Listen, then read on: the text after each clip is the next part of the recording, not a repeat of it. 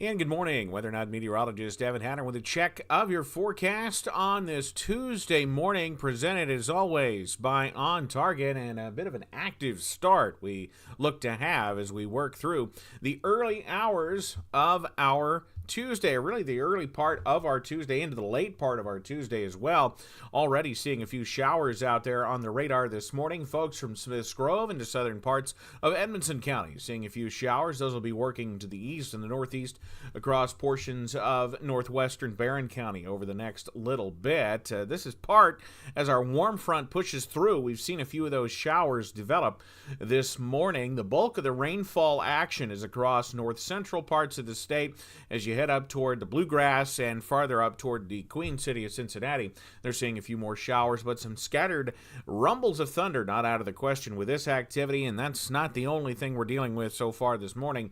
Looking out to the west, we have more thunderstorms already developing across portions of southern Illinois into western Missouri, and that's yet another round of showers and storms and heavy rain that'll push through the region as we head later tonight, or later this afternoon, and another round later tonight. So we have multiple waves of showers and storms as we look to work through the next couple of, or really the rest of today and into to early parts of tomorrow. Views outside right now from Barron River Lake from our WPBM TV31 TV31 Proclaim broadcasting cameras showing those low clouds out there this morning as we work through the early parts of our Tuesday out there.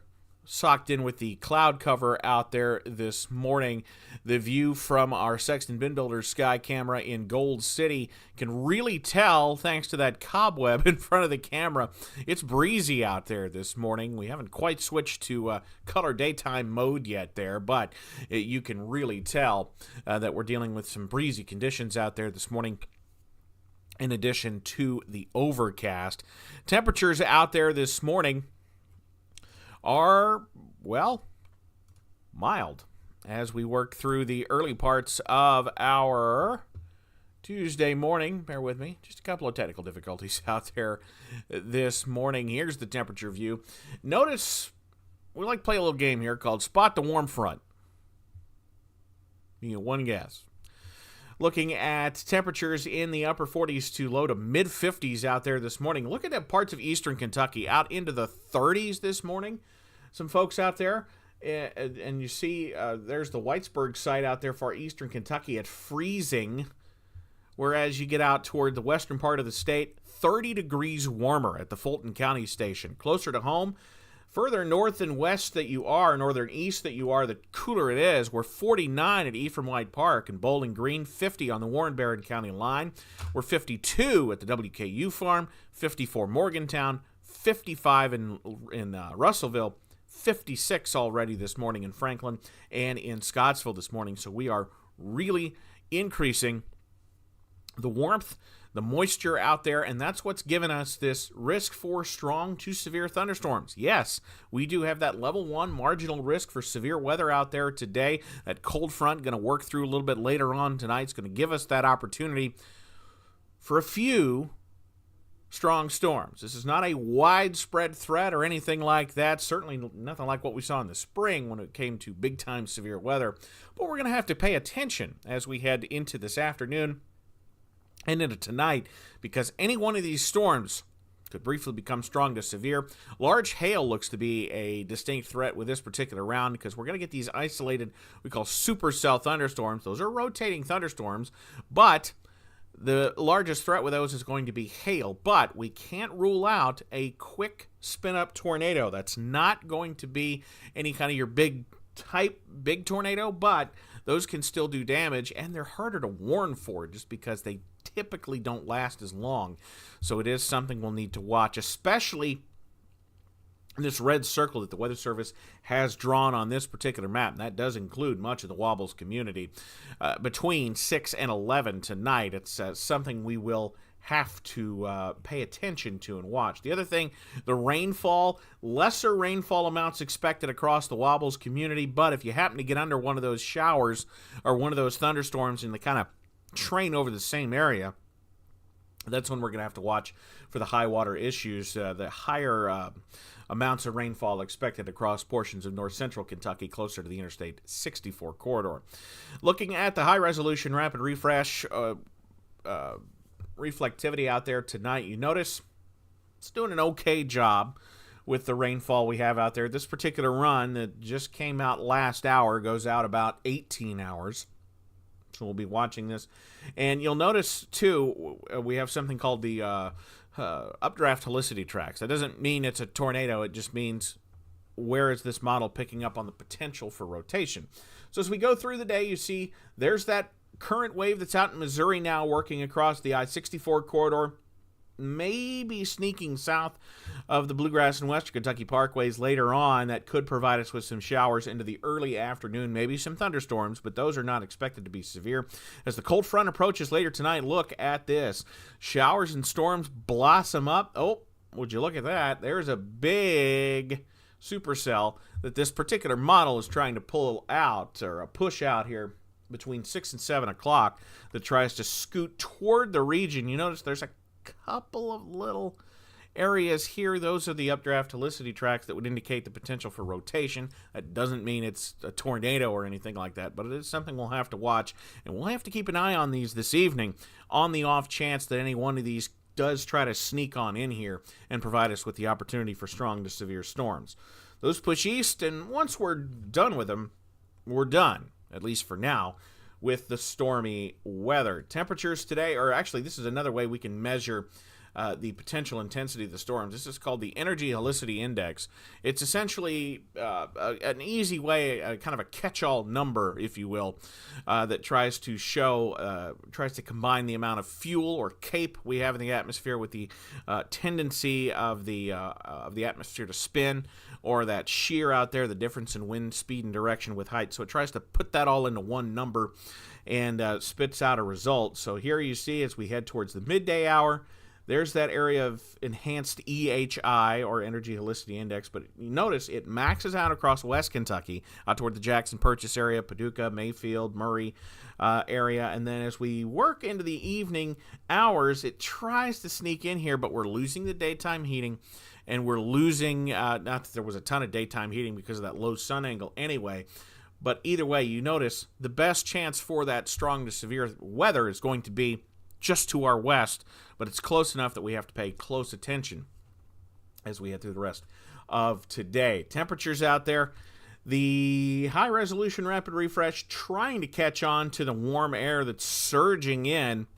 Typically in these particular setups, it doesn't handle that southwest flow very well, but you notice we quickly warm into the low to mid-60s during the day, pushing 70 as we head into the afternoon hours. If we get some of that rain, that's going to drop those temperatures into the 60s. And you notice we have some of these little boundaries, these little gradients between the temperatures. We'll have to watch those. Sometimes thunderstorms can latch onto those and try to spin. So it's something to pay attention to this evening. It's not a widespread, huge issue, but we have to watch it as we head through the nighttime hours. And once this front moves through, we're cooling off as we head into tomorrow. But that's not our only threat for at least some heavy rain working through the next little bit. There's our low pressure today, you see, working through the region. As we head further and further through the week, it looks increasingly like tomorrow is going to set up to be at least a drier day. Maybe not a prettier day, but at least a drier day working through the region on our Wednesday. But as we head towards Thursday, here comes that next system already trying to get going across the southern plains. We've been tracking this particular wave for a long time. This is the one that's going to work in late Thursday into Friday.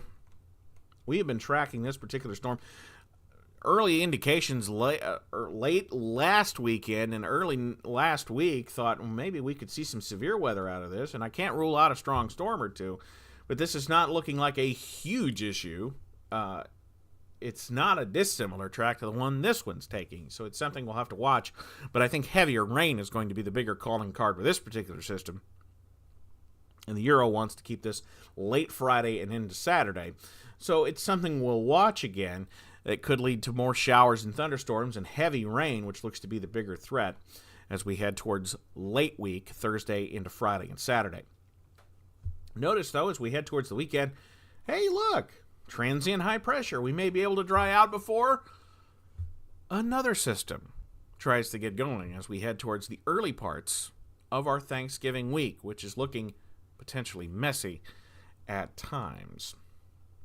Looking at some of the rainfall totals from the various models out there trying to depict where that heaviest swath of rain is going to be. This is the AI European model, so it runs the core of the European model, but outputs it with enhancements from artificial intelligence. It's showing that greatest area of rainfall through Sunday afternoon to the north of the region. The European model, regular European model, showing again that spotty look to it between 1.5 inches to 2 inches, but depending on if you get under one of these thunderstorms that dumps a lot of heavy rain, that's where we could see higher totals potentially. GFS says a general 1 to 1.5 inches. The German Icon model trying to shift that heaviest rain further to the south. Not sure about that one. National Weather Service blend of models is closer to where I think we'll be there when it comes to the heaviest rain further to the north. But if you get under one of these storms, you can drop a quick half inch very easily.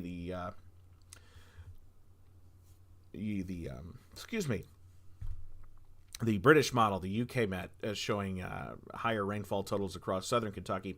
Again, I would lean closer to the National Weather Service blend of models where those temperatures or those rainfall totals are at least a little higher, closer to Interstate 64. But, again, keep an eye on it as we work through later on today. So that next 6-day weather forecast as we work through a rather unsettled-looking week, at least it looks like, as we work through the rest of today. 71 today with, again, showers and thunderstorms, some of which could be rather strong in the evening hours.